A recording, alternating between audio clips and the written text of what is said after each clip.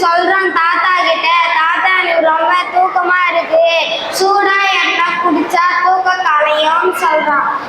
தாத்தா எனக்கு டீ போட தெரியாதுன்னு சொல்றாரு. அதுக்கு தாத்தா